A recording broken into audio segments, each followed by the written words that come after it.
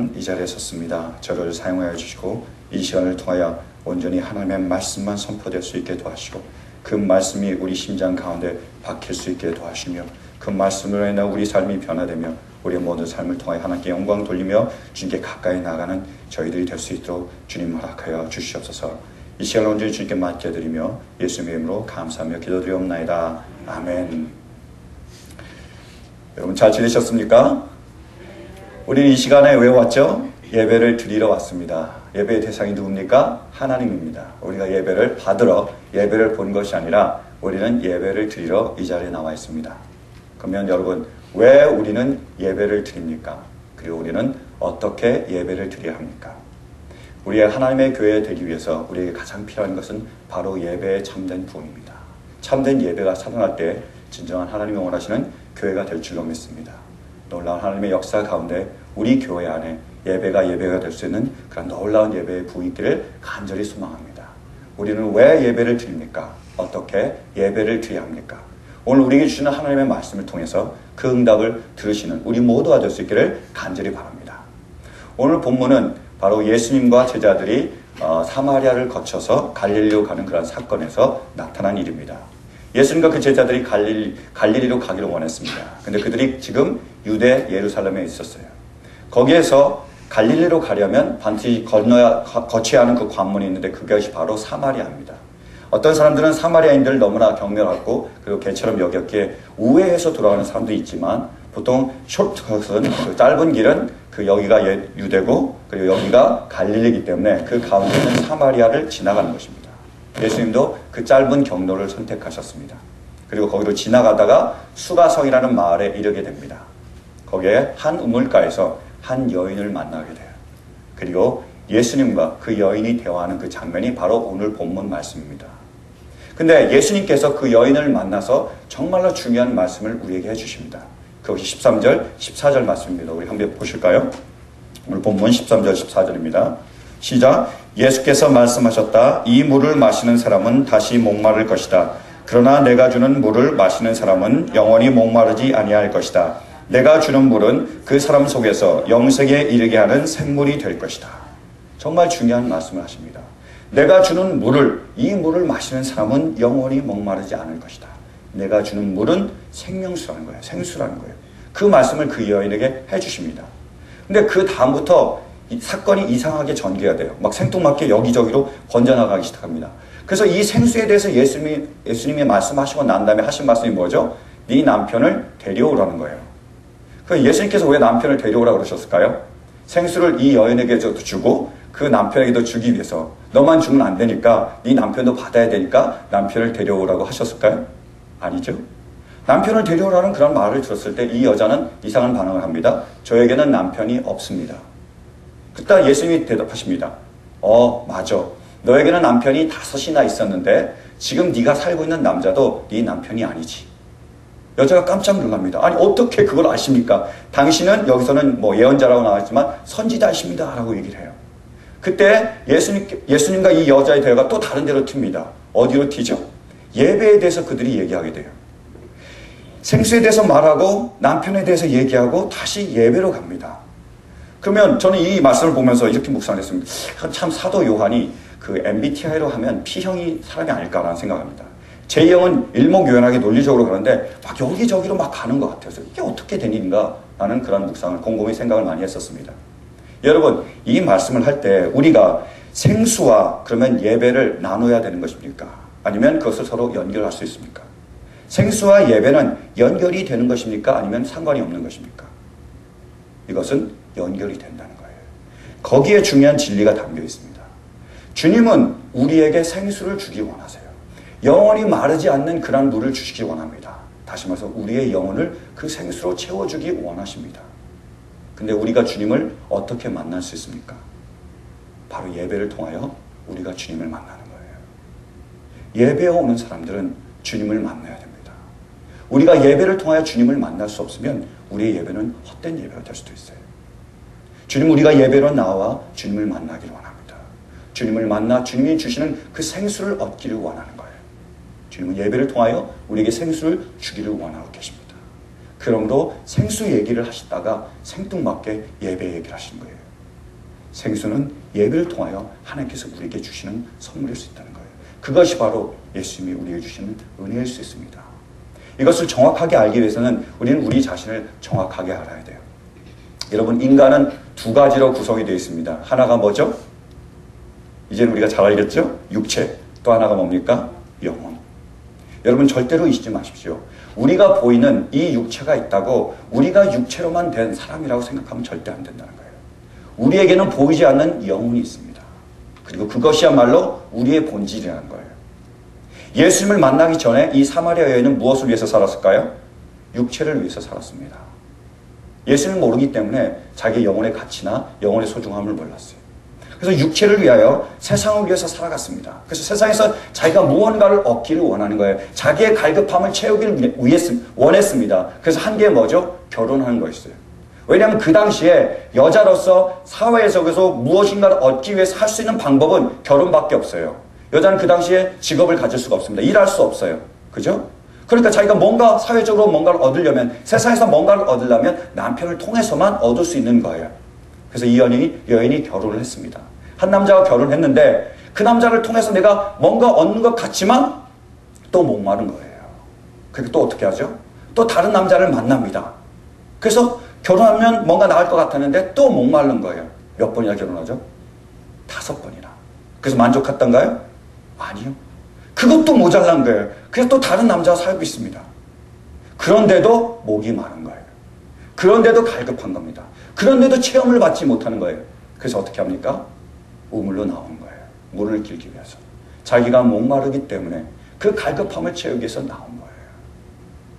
여러분, 육체와 영혼이 있습니다. 인간은 육체와 영혼이 있는데 우리가 육체를 아무리 채워도요, 영혼이 채워지지 않으면 우리는 언제나 공허하게 되어 있습니다. 우리가 재미난 말로 이런 말을 합니다. 우리 한국 사람에게는 위가 2개 있다 그래요. 그죠? 첫 번째 위는 뭡니까? 밥을 위한 위. 두 번째 위는 빵을 위한 위. 그죠? 배가 2개가 있어요. 그래서 아무리 빵을 먹어도 우리가 밥을 먹어야 된다. 그런 말 하죠. 2개가 있다고 얘기하잖아요. 여러분, 우리는 육체와 영혼이 있기 때문에 우리의 비어있는 공간도 2개가 있다는 거예요. 세상을 통해서, 우리가 세상의 모든 것을 통해서 육체는 체험을 받을 수 있습니다. 그러나 세상을 통해서 우리는 결코 우리의 영혼을 체험받을 수 없다는 거예요. 우리의 영혼은 누구만 채울 수 있죠? 하나님만이 채울 수 있는 거예요. 그럼 세상의 모든 것을 다 가진 사람이라도 그것을 만족할 수 있습니까? 만족할 수 없습니다. 그게 바로 솔로몬의 고백이에요. 여러분, 솔로몬에게 세상적으로 없는 게 있었습니까? 아니요. 그는 모든 것을 가진 사람이었어요. 부와 명예와 지위와 모든 것을 가진 사람이에요. 더 이상 세상적으로 부러울 것이 없는 사람이었습니다. 그래서 그 사람이 어떻게 고백을 하죠? 내 영혼이 만족하고 내가 모든 것에 만족하나이다. 이렇게 고백하나요? 내가 모든 것이 헛되고 헛되며 헛되고 헛되도다. 아무리 세상적으로 채우려고 해도 영혼이 그 자리가 비어있으면 우리는 만족할 수 없다는 거예요. 그러나 반대로요, 영혼을 채우면 어떻게 되는지 아세요? 우리는 진정한 만족을 얻을 수 있습니다. 왜요? 그것이 우리의 본질이기 때문이에요. 세상 사람들은 그걸 모릅니다. 그래서 영혼을 채우는 방법도 모르고 채우려고도 하잖아요.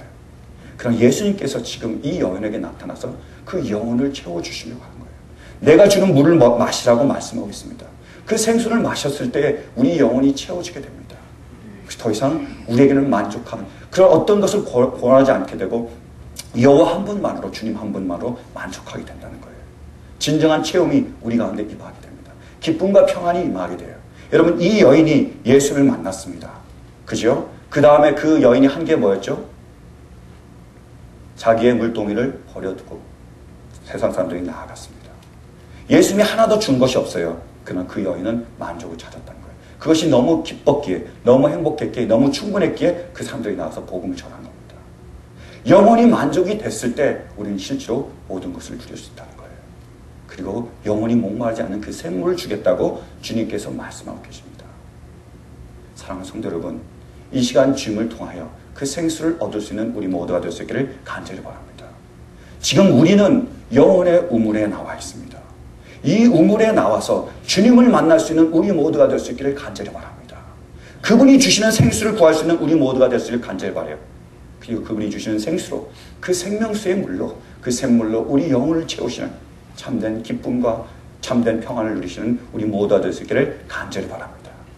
그러면 우리는 어떻게 예배 드려야 됩니까? 어떻게 우리는 주님을 예배를 통하여 만날 수 있습니까? 말씀 보시겠습니다. 24절 말씀입니다. 하나님은 영이시다. 그러므로 하나님께 예배를 드리는 사람은 영과 진리로 예배를 드려야 된다. 우리는 어떻게 예배를 드리라고요? 영과 진리로 예배를 드려야 된다고 말씀하고 있습니다. 다시 말해서 우리가 영과 그리고 진리로 예배를 드릴 때 우리는 주님을 만날 수 있고 그분이 주시는 생물로 우리의 영혼을 채울 수 있다는 거예요. 우리의 영혼을 채우기 위하여 우리는 첫 번째로 영으로 예배를 드려야 합니다. 근데 여러분, 어떻게 영으로 예배를 드리죠? 영으로 예배를 드린다는 말이 어떤 말인지 아십니까? 우리가 어떤 사물이나 현상을 이해할 때 두 가지 좋은 접근 방법이 있습니다. 하나는 뭐냐면 그 사물이나 현상의 부분적인 특성들을 다 살펴보고 그것을 종합해 보는 거예요. 어렵죠? 쉽게 설명하면 여러분, 요한복음에 사도 요한이 예수님을 설명할 때 예수님의 특성을 계속 얘기하고 있습니다. 첫 번째는 뭐죠? 말씀이시다.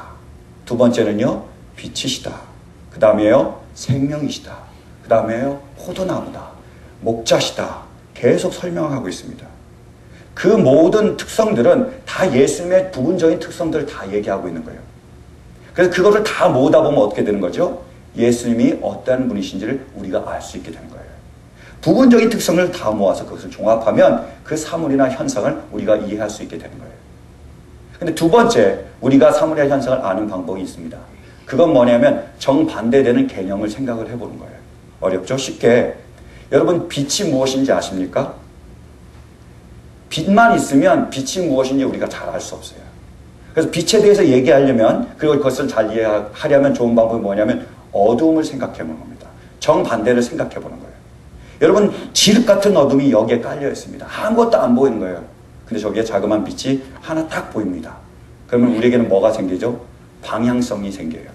그 빛을 향해서 가든지 아니면 그 빛이 두려워서 숨든지 방향성이 생깁니다. 빛이라는 것이 어둠 가운데서 우리를 인도하는 것이라는 것을 우리가 어둠을 통해서 알게 되는 거예요. 좋은 방법은 거꾸로 정반대의 개념을 생각해 보는 겁니다. 그래서 여러분, 영으로 예배를 드려야 하는 것이 무슨 말이냐? 이것을 알기 위해서 우리가 거꾸로 정반대의 개념을 생각해 보기 원합니다. 여러분, 영으로 예배를 드리는 것의 정반대는 뭐죠? 그렇죠. 육으로 예배를 드리는 겁니다. 육으로 예배를 드리는 것은 우리가 쉽게 생각할 수 있어요. 왜요? 육체가 보이니까. 쉽게 이해할 수 있습니다. 육으로 예배를 드리려면 어떻게 하면 되죠? 정해진 시간이 되면 교회 나오면 됩니다. 육체를 끌고 탁 나오면 되는 거예요. 그리고 일어서라 그러면 일어서면 됩니다. 노래하라 그러면 노래하면 되는 거예요. 그죠? 박수 치라 그러면 박수 치면 되고요. 앉으라 그러면 앉으면 되고요. 기도하라 그러면 기도하면 됩니다. 말씀하면 들으면 되는 거고요. 헌금하라 그러면 헌금하면 되는 거예요. 그리고 시간이 다 되면 그 육체를 끌고 집으로 가면 됩니다. 이것이 육체로 예배를 드리는 거예요. 육으로 예배를 드리는 겁니다.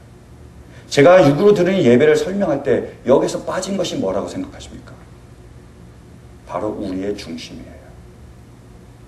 육으로 드리는 예배는 경건의 모양은 있지만 경건의 능력은 없는 예배입니다. 예배의 모양은 있지만 예배의 능력이 없는 예배가 바로 육으로 드리는 예배예요. 그냥 왔다가 그냥 가는 예배. 내가 그리스도인이니까 어쩔 수 없이 끌려왔다가 끝나면 가는 예배.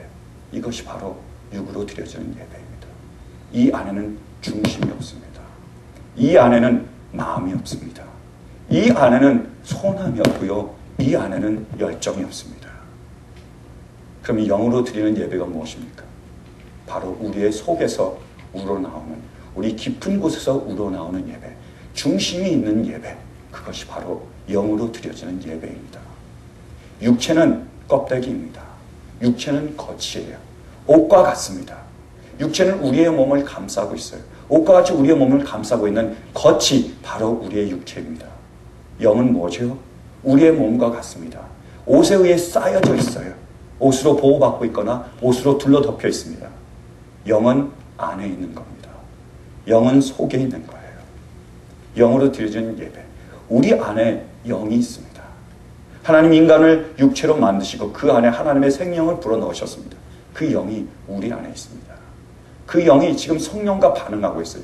우리 마음 깊은 곳에서 하나님을 향하여 나오는 노래, 이것이 바로 영적인 예배입니다. 마음과 정성을 다하여 온 마음과 정성으로 드려지는 예배, 이것이 바로 영적인 예배입니다. 치약을 짜기 위해서 치약 그 튜브를 탁 눌렀을 때 치약이 솟아나오는 것처럼 우리를 쥐어짰을 때 우리의 모든 것을 하나님께 드리려고 우리가 드릴 때에 우리 마음 깊은 곳에서 나오는 찬양이 그것이 영적인 찬양이며 그 가운데서 나오는 기도야말로 진정한 기도이며 우리 삶을 드리는 그 안에 모든 것을 하나님께 드리는 이 예배가 바로 영적인 예배입니다. 영적인 예배에는 생명이 있습니다. 영적인 예배는 열정이 있습니다. 영적인 예배는 마음을 불태우는 열심이 있습니다.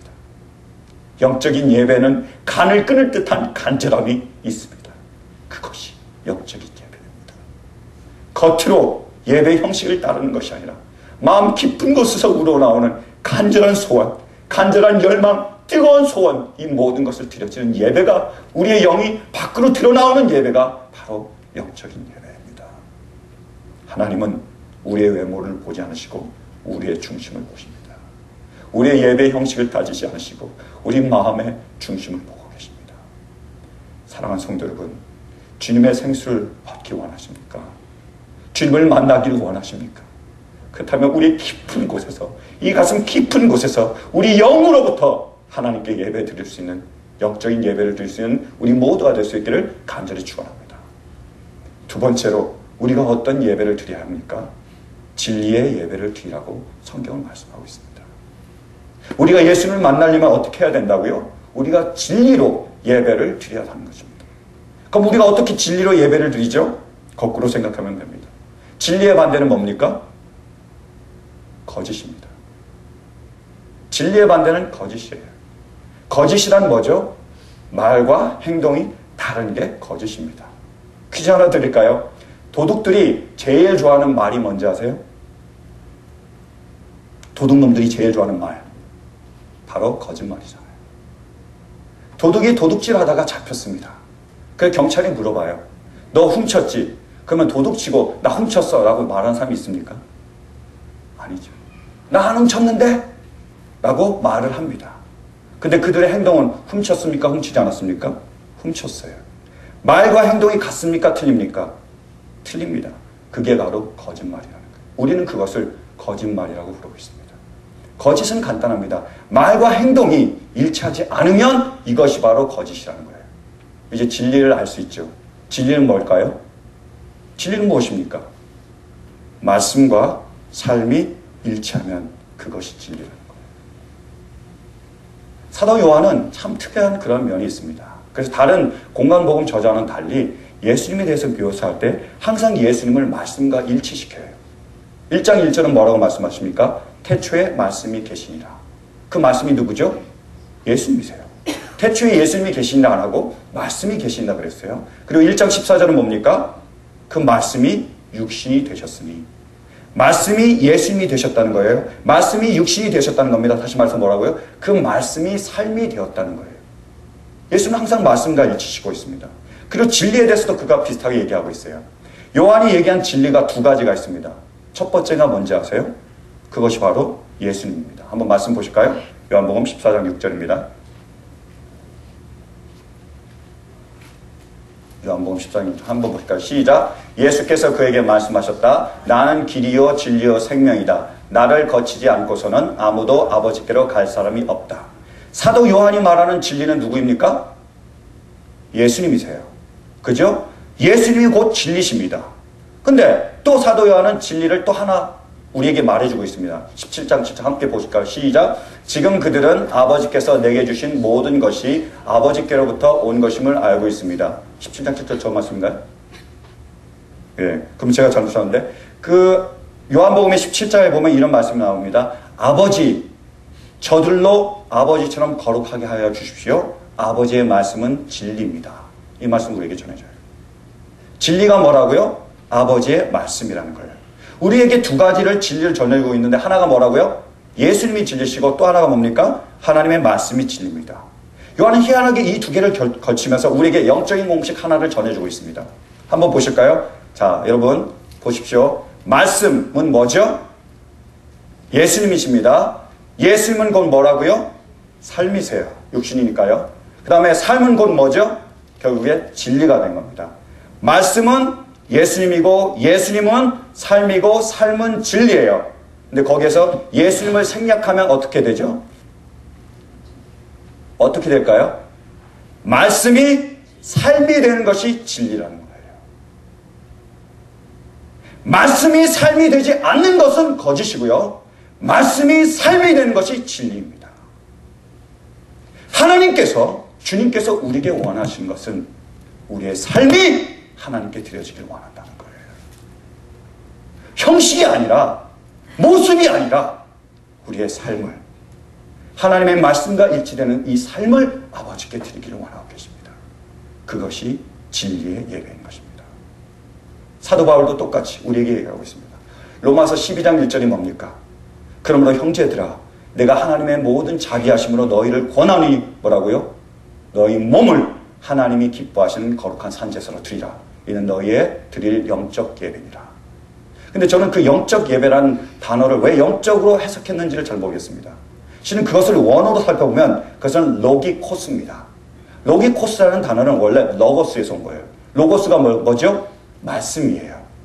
그것을 정확하게 해석을 한다면 말씀에 의한 아니면 진리에 혹은 합리적인 예배가 되어야 된다는 거예요. 영적인 예배라고 해석해서 우리를 오히려 잘못된 길로 인도하는 것 같다는 생각이 들어요. 해석이. 로기코스입니다. 그 말은 뭐냐면 로고스에서 온 예배라는 거예요. 진리의 예배, 말씀에 의한 예배가 뭐라고요? 우리의 몸을 거룩한 산 제사로 드리는 예배가 바로 진리의 예배며 말씀에 의한 예배라는 거예요. 하나님이 원하시는 예배가 뭡니까? 천체의 수양이 아닙니다. 바로 우리 자신을 하나님께서 받으시길 원한다는 거예요. 진리의 예배를 하나님께서 무엇이라고 말씀하고 있습니까? 말씀과 삶이 일치되는 예배예요. 삶을 통하여 아버지께 드려지는 예배입니다. 여러분 기억하십시오. 우리의 삶이야말로 하나님께 드려지는 예배라는 것입니다. 사랑하는 성도 여러분, 진리의 예배를 드리시기 원합니까? 하나님이 기뻐하시는 그러한 예배자가 되기 원합니까? 그러면 우리의 삶을, 말씀과 일치하는 우리의 삶을 아버지께 드리시는 저 여러분들이 되기를 간절히 바랍니다. 저는 이번 수련을 통해서 하나님의 큰 은혜를 받았습니다. 하나님이 놀라운 저의 마음에, 제 심장에 파문을 일으키셨어요. 돌이 호숫가에, 잔잔한 호숫가에 던져져서 그 파문이 계속 번져나가듯이 저에게도 지금 이 진동이 계속 번져나가고 있습니다. 그래서 제가 이것을 멈출 수가 없어요. 그래서 저는 멈춰서도 안 된다는 생각이 듭니다. 제 입에서 계속 이 말이 나올 수밖에 없는 거예요. 제가 예배를 준비하면서 성찬 예식을 우리가 거행했습니다. 성찬 예식을 통해서 주님의 살과 주님의 피를 나눴어요. 그러면서 하나님께서 하나님의 꿈을 제 심장에 박아 넣으셨습니다. 다시 한번 제 꿈이 뭔지를 분명하게 보여주셨어요. 제 꿈은 하나님의 사람입니다. 하나님의 사람은 하나님의 말씀대로 순종하는 사람이에요. 아주 단순한 겁니다. 근데 여러분, 그 단순한 것이 너무 감격해요. 제가 견딜 수 없습니다. 하나님의 말씀에 순종하고자 하는 이 열망이 저를 불태우고 있어요. 저는 이제야 주님께서 성전을 사모하는 열심이 나를 삼키게 하신 그 말씀이 어떤 말씀인지를 제가 이해할 수 있겠어요. 주님의 말씀대로 순종하려는 이 열심이 저를 삼켜버려 말았습니다. 제가 이것을 주체할 수 없게 제 온 마음과 정성을 다하여 하나님의 말씀을 순종하고 싶은 강한 열정이 일어나는 거예요. 아무리 힘들더라도 어렵더라도 이 말씀을 순종하고 싶은 그런 열정이 저에게서 일어나고 있는 거예요. 그 제가 끌 수가 없는 거예요. 저는 주님에게 주님의 살과 피를 받았습니다. 저는 그 말씀을 받아서 저에게도 그 말씀이 살과 피를 되기 원한다는 거예요. 저는 더 이상 우리 성도들에게나 제가 사랑하는 사람에게 이 말씀의 그러한 글자를 전해주기 원하지 않고요. 지식을 전해주기 원하지 않고요. 살과 피를 전해주기 원합니다. 제 생명을 다해서 제 살과 피로 그들에게 예수 그리스도의 말씀을 전하고 싶습니다. 그런 열정이 저를 불태우고 있습니다. 그것이 바로 하나님의 사람이라는 제 개인적인 꿈입니다. 더 나아가서 저는 하나님의 교회에 대한 지금 꿈이 저를 주체할 수 없이 저를 몰고 가고 있어요. 어쩔 수가 없습니다.